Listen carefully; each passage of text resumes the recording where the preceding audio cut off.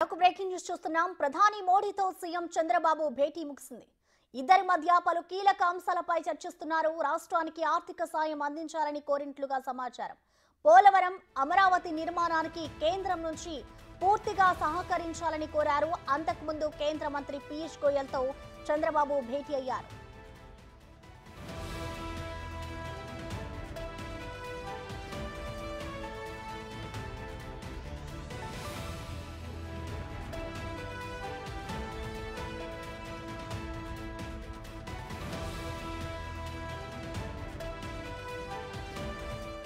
ప్రధాని మోడీతో సీఎం చంద్రబాబు భేటీ ముగిసింది. ఇద్దరి మధ్య పలు కీలక అంశాలపై చర్చించారు. రాష్ట్రానికి ఆర్థిక సాయం అందించాలి అంటూ కూడా చంద్రబాబు కోరినట్లుగా మనకి సమాచారం అందుతోంది. అలాగే పోలవరం, అమరావతి నిర్మాణానికి కేంద్రం నుంచి పూర్తిగా సహకరించాలని కోరారు. అంతకుముందు కేంద్ర మంత్రి పీయూష్ గోయల్తో చంద్రబాబు భేటీ అయ్యారు. ప్రస్తుతం ప్రధాని మోడీతో అయితే చంద్రబాబు నాయుడు భేటీ ముగిసింది. రాష్ట్రానికి ఆర్థిక సాయం అందించాలి అంటూ కూడా సీఎం కోరినట్లుగా తెలుస్తోంది. పోలవరం అలాగే అమరావతి నిర్మాణానికి కేంద్రం నుంచి పూర్తి సహకారం అందించాలి అంటూ కూడా ప్రధాని మోడీని కోరినట్లుగా తెలుస్తోంది.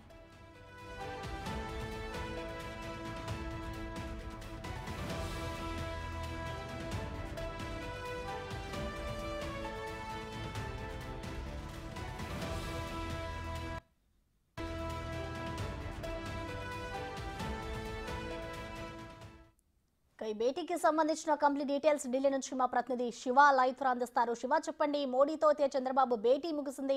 ప్రధానంగా ఏ అంశాలపై వీరు చర్చించారు? దీనికి సంబంధించిన డీటెయిల్స్, అప్డేట్స్ ఎలా ఉన్నాయి శివ?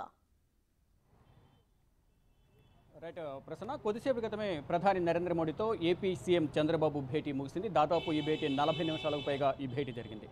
రాష్ట్ర అభివృద్ధి లక్ష్యంగా ఈ భేటీ జరిగినట్టుగా తెలుస్తోంది. ఇటు అమరావతి రాజధాని, పోలవరం నిర్మాణానికి సంబంధించిన నిధులను సమకూర్చే పనిలో భాగంగా ప్రధాని నరేంద్ర మోడీతో చంద్రబాబు భేటీ అయ్యారు. రాష్ట్ర అభివృద్ధికి సహకరించడంతో పాటు ఈ పోలవరం ప్రాజెక్టు నిర్మాణం ద్వారా రాష్ట్ర ప్రజలకు, రైతాంగానికి అనేక ఉపయోగాలు ఉన్నాయి. కాబట్టి పోలవరం నిర్మాణానికి నిధులను మంజూరు చేయడం ద్వారా, అంటే దాదాపు 12,000 కోట్లు ముందస్తుగా విడుదల చేయడం ద్వారా త్వరితగతిన పనులను ప్రారంభించి పూర్తి చేసేందుకు అవకాశం ఉంటుంది. కాబట్టి పోలవరం నిర్మాణానికి త్వరగా పూర్తి కావడానికి కేంద్ర సహకారం, ప్రధాని నరేంద్ర మోడీకి సహకారం కావాలంటూ కూడా ప్రధాని నరేంద్ర మోడీకి పోలవరం గురించి, ఇప్పటివరకు పోలవరం పనులు ఎంతవరకు సాగాయి అంటే 2014 నుంచి 19 వరకు టీడీపీ అధికారంలో ఉన్నంత కాలం ఆ పోలవరం నిర్మాణానికి సంబంధించి పనులు ఎంతవరకు జరిగాయి, గత 5 సంవత్సరాల కాలంలో ఎంతమేర పనులు జరిగాయి, ఎంతమేర ఈ నష్టం వాటిల్లింది అనేది ప్రధానంగా గత ప్రభుత్వం చేపట్టిన నిర్మాణం వల్ల ఎంత నష్టం వాటిల్లింది అనే దానిపై కూడా ప్రధానంగా, అంటే అంచనాల వ్యయం కూడా పెరిగింది. అంటే నిర్మాణం అనేది లేట్ చేయడం ద్వారా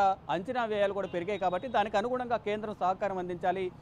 దానికి అనుగుణంగానే ప్రధాని నరేంద్ర మోడీ నిర్ణయం తీసుకోవాలి. రానున్న బడ్జెట్లో పోలవరాన్ని దృష్టిలో ఉంచుకుని బడ్జెట్లు కేటాయింపులు ఇవ్వాలి అనేది కూడా ప్రధాని నరేంద్ర మోడీకి చంద్రబాబు విన్నవించారు. దానితో పాటు రాజధాని నిర్మాణం 2014లో రాజధానిని సంబంధించి కూడా ప్రధాని నరేంద్ర మోడీ గతంలో అమరావతిలో భూమి పూజ చేశారు. అమరావతి రాజధానిగా ఉంటుందని. తర్వాత అప్పటి ప్రతిపక్ష నేత ఉన్న జగన్మోహన్ రెడ్డి కూడా రాజధానిగా అమరావతిని ఒప్పుకుంటున్నానని తెలిపారు.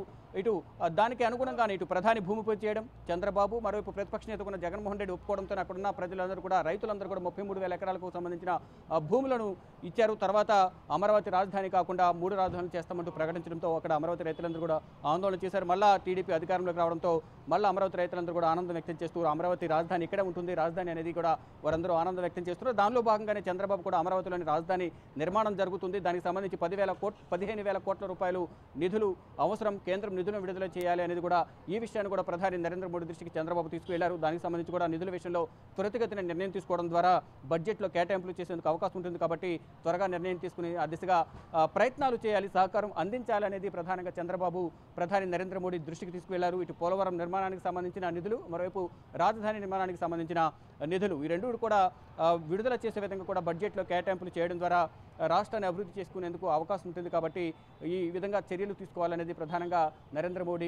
ప్రధాని నరేంద్ర మోడీకి చంద్రబాబు వినతి పత్రాలు సమర్పించారు.